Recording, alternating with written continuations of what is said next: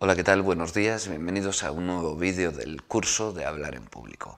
Hoy estoy bastante contento porque vamos a hablar de un elemento fundamental, que es la voz. La voz es fundamental para transmitir nuestras convicciones, nuestras emociones, nuestros deseos, nuestras intenciones. Un elemento fundamental para que tengamos éxito o no tengamos éxito en nuestras charlas, ponencias, actuaciones en definitiva, ¿no? Tengo un perro verde a mi lado y es bastante extraño. Además, hoy me duele bastante el estómago y me he levantado un poco raro. Quizás sea por algo que he comido anoche que no se encontraba en muy buen estado. A pesar de eso, ya hace un buen día, eso me pone muy contento y además he estrenado un coche nuevo. 2 más 2 son 4 de toda la vida de Dios. Y la Revolución Francesa me parece una época de las más apasionantes de toda la historia universal. Raro, ¿no? Y no me refiero a lo del perro verde a mi lado, que por otro lado también es raro, pero oye, es mío y le tengo cariño, así que ha venido a acompañarme. Me refiero a que es absolutamente raro y difícil escuchar durante más de un minuto, y digo más de un minuto por aquello de dar un poco de cortesía, que no se diga que no lo intentamos, a un tipo que nos habla así, ¿no? Hola a todos, buenos días. Y sí, hoy vamos a hablar de la voz, de la importancia de la voz y de la importancia de algo que casi nunca se nombra, que es liberar la voz. Tener la voz realmente como una herramienta absolutamente útil, necesaria e imprescindible para transmitir en nuestros discursos lo que queremos, lo que ansiamos transmitir. Bueno, os estaba diciendo que es muy difícil seguir con atención o simplemente escuchar a un tipo que nos habla así, ¿no? Da igual lo que nos esté contando, da igual que nos diga que le encanta la Revolución Francesa, que nos diga que tiene un terrible dolor de tripa o la importancia de las sumas en nuestra vida, da igual. No le vamos a escuchar, no vamos a empatizar con él, no vamos a hacerle caso, porque todo termina sonándonos exactamente igual, porque todo lo dice igual, con lo cual todo termina por darnos igual. Es decir, nada de nada nos va a importar lo que nos diga. Hombre, yo he hecho el ejemplo de alguien que empieza hablando con una monotonía, sin picos, absolutamente plana, una dicción más o menos bien, pero una curva de entonación plana, plana, plana. En el caso contrario está por exageración, ¿no? El que todo es a base de picos, pero los mismos picos, el mismo soniquete, ¿no? El eterno soniquete que todo suena igual, con lo cual nada tiene relevancia. Volvemos a lo mismo. Todo nos suena igual porque todo se dice igual, con lo cual todo nos da igual. Hombre, quizá digáis, vale, te has pasado un poco, quizá he exagerado, pero no tanto, ¿eh? No tanto. Y si no, hagamos un juego. Os voy a pedir una cosa. Volved a pensar en vosotros con 15 años. ¿Lo tenéis? Con vuestros granos en la cara, con... Bueno, aunque son los 15 años. ¿Lo tenéis? Vale, un día cualquiera, de diario. Estáis en casa. Habéis desayunado, salís y vais al instituto. ¿Estáis viendo ya la puerta del instituto? ¿Sí? Vale, entráis en el instituto. Vais a vuestra clase.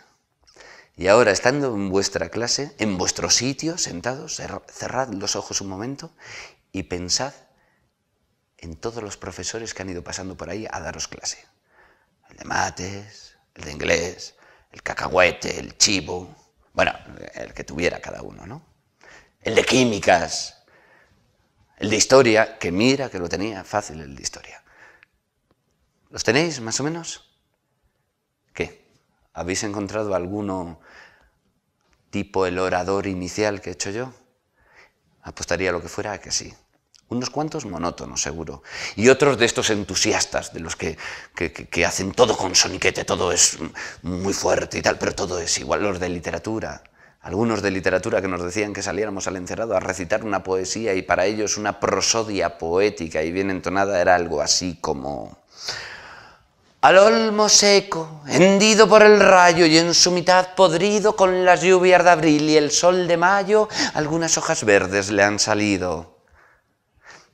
Obviando este movimiento en forma de molinillo que ahora no vamos a tratar porque ya trataremos en el siguiente vídeo del cuerpo, lo que está claro es que escuchar así a Machado es como para pegarse un tiro, ¿no?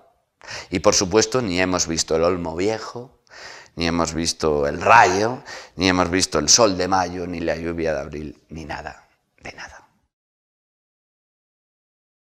Todos estos errores se producen básicamente porque no nos han enseñado a hacer un buen uso de la voz. A ver, en la vida cotidiana más o menos todos la utilizamos bien, ¿no? Todos sabemos más o menos con nuestra voz transmitir lo que nos pasa, lo que nos sucede, nuestras intenciones, nuestros estados de ánimo. Somos capaces de adecuarnos al volumen, a la intensidad, a la velocidad con la que tenemos que hablar a alguien para que nos entienda. Si estamos hablando con nuestra abuela y tiene problemas de audición, pues más o menos por inercia nos adecuamos, subimos el volumen, vamos más lentos. Si estamos hablando con un niño, pues hablamos de una forma. Si estamos hablando con un adulto, de otra. Si es con un extranjero, de otra, ¿no? Más o menos en la vida cotidiana lo hacemos bien.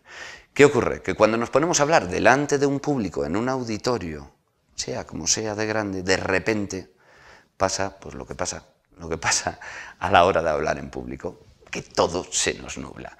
Y ya somos incapaces de trabajar con la voz de esa forma libre que trabajábamos en la vida cotidiana.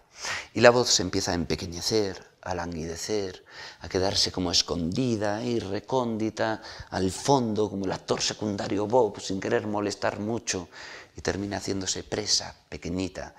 El volumen, la intensidad, la velocidad, desde luego se va al garete. Somos incapaces de sacar nuestra voz con una dirección. Y no tener dirección en la voz equivale a no tener convicción en la palabra. Y no tener convicción en la palabra significa que no tenemos intención, con lo cual es un desastre comunicativamente hablando. La voz se ha quedado presa, reducida dentro de nosotros. Ese enano pequeño del que hablábamos que nos tiene ahí agarrotando todo el cuello y que parece que no nos deja sacar la voz, es lo que nos pasa, la tenemos presa. Con lo cual, conclusión, ¿qué es lo que tenemos que hacer? Liberarla, trabajar para liberar esa voz. Y que cuando hablemos en público, del auditorio que sea, lo grande que sea, que se vea, que se escuche, que se vea y se escuche la voz y se vea y se escuche nuestra intención a través de la voz, lo que queremos decir, nuestra pasión, nuestra forma de ser. ¿Sí? Todo se reduce, en definitiva, a hacer un buen uso de la voz. ¿Y qué es hacer un buen uso de la voz? Hacer un buen uso de la voz es, en primer lugar, ser capaz de producirla sin lastimarnos. En la vida cotidiana la producimos, pero a veces sí que nos lastimamos, ¿no? A veces con un grito, o cuando queremos hablar, nos hacemos daño en la voz y nos quedamos disfónicos, lo que solemos decir afónicos, vulgarmente, muchas veces. La segunda, ser capaz de utilizar la voz al máximo rendimiento, a lo mejor el auditorio es muy grande, durante mucho tiempo, sin causarle daño. Pasa lo mismo con lo otro. Somos capaces de hablar incluso en una discoteca con un bafle gigante. Grandísimo error, pero claro, al día siguiente lo pagamos. Ahora no, tenemos que ser capaces de producir esa voz de una forma técnicamente que no nos produzca al día siguiente una disfonía, porque al día siguiente posiblemente tengamos que volver a hablar en público. Y en tercer lugar, y es donde está el quid de la cuestión, es ser capaces de transmitir todo el significado que queremos, que deseamos, que queremos que la gente reciba a través de esta voz. Que nuestra voz deje pasar esas intenciones, esos estados de ánimos que tenemos. Por tanto, ser capaz de producir la voz sin lastimarnos, ser capaz de usarla durante mucho tiempo, máximo rendimiento sin dañarla y ser capaz de transmitir todos los matices de significado con la voz. Bueno, pues este buen uso de la voz pasa en primer lugar por tener claro que la voz y el cuerpo forman un todo indisoluble. Voz y cuerpo. Es imposible tener una voz enérgica en un cuerpo que está flácido. Sin querer la voz se va con el cuerpo.